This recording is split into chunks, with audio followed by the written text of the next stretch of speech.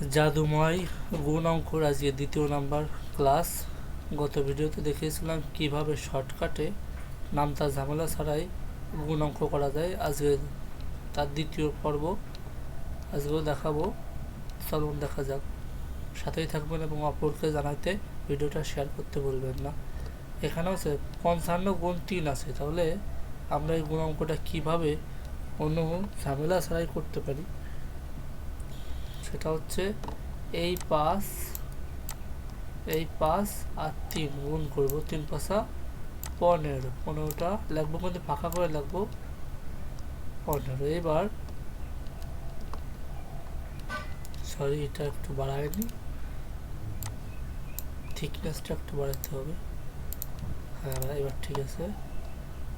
তো এবার এই সংখ্যা আর এই সংখ্যাটা আমরা যোগ করে দিই,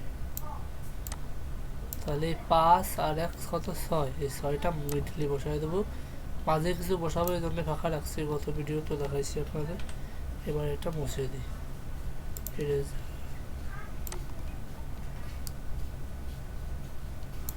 তাহলে 55 গুণ 3 ফোন দিয়ে অথবা ক্যালকুলেটর দিয়ে করে দেখানো উত্তর হবে 165, যেটা আমরা অনেক ঝামেলা ছাড়াই করে ফেলতে পারলাম।